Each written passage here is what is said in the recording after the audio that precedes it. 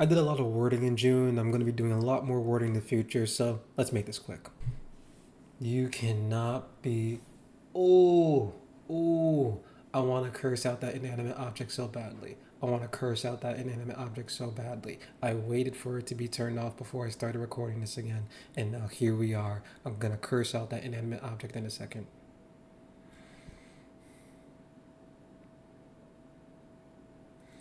The refrigerator is running, and it's just going to run. Get used to the noise in the background. We're not in a place where we can buy a mic that doesn't have that. We all have goals in life. Hi, I'm Wallace. I hope you're doing better than me and my refrigerator.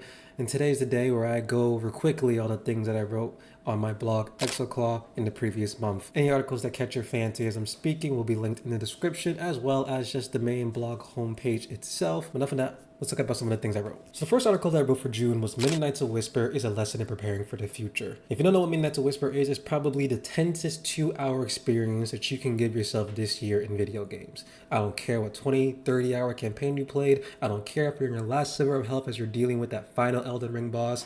This is going to be one of the tensest things you play this year. You play as a dreamer who is a once in a generation, or at least like a infrequent enough to feel like a once in a generation talent whose only responsibility from the moment they start training as a child is to make a singular shot.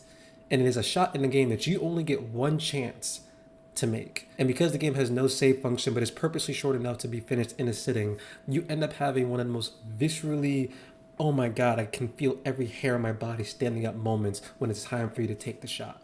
And in between those 2 hours up until that shot, you'll be practicing, trying to get your aim, get your rhythm. There's no crosshair as you're doing this either, so it really is like you need to practice this. And amidst all of this aiming and practicing and shooting fire at chalices, each night in the game, you will also be listening to the wishes of the people in your village. Comes with a serious caveat. If you make the shot at the end of the game, every wish that you say that you will grant becomes true. And I don't mean like kind of becomes true, I mean like reality changes to fit the wish's needs. So you're really dealing with some hugely ethical dilemma stuff throughout this game, all hinging on your own ability to make a singular shot.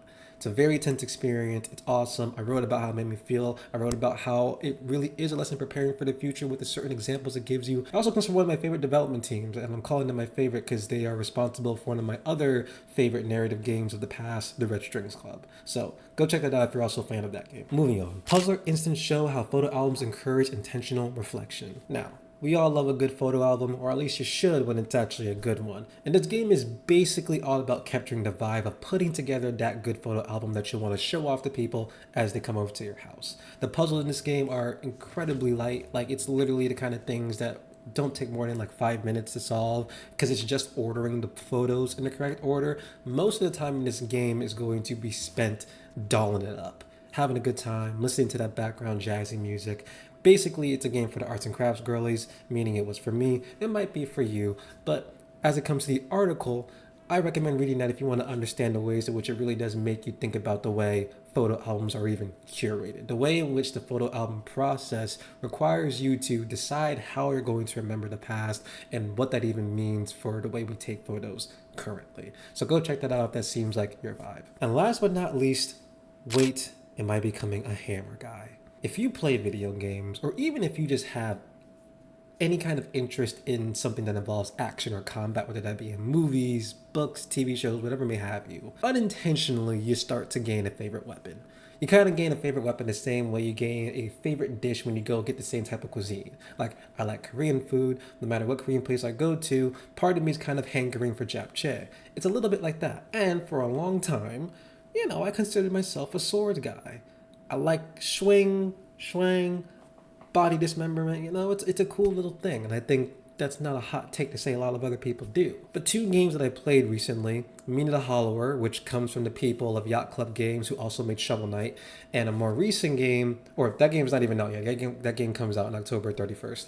And a more recent game that is out right now, Lost to Random Eternal Die, which I've been really enjoying. Both of them have hammers that are making me think, oh shit, do I like hammers now?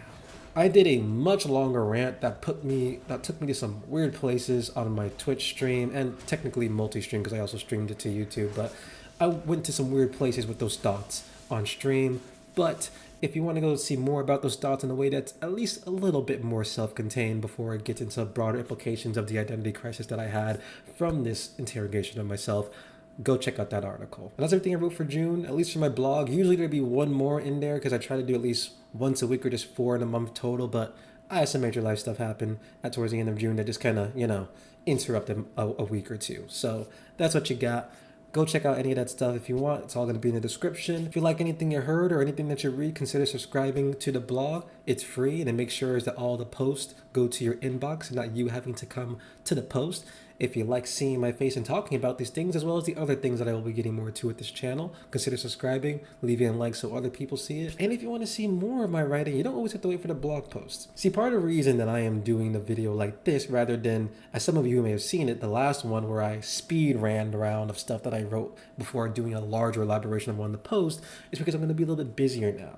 Because I'm officially going to be an intern for the new Endless mode. So if you want to see my writing more frequently, go over there, go check that out. I'll be writing new stuff. I'll be writing, like, once in a while, a longer, more critical analysis piece as well. It's going to be some good stuff over there. And I'm also going to be joined and learning from an entire cohort of wonderful people who have been in games media for much longer than I have. Thank you for watching. Take care of yourself. Take care of your loved ones. Ciao.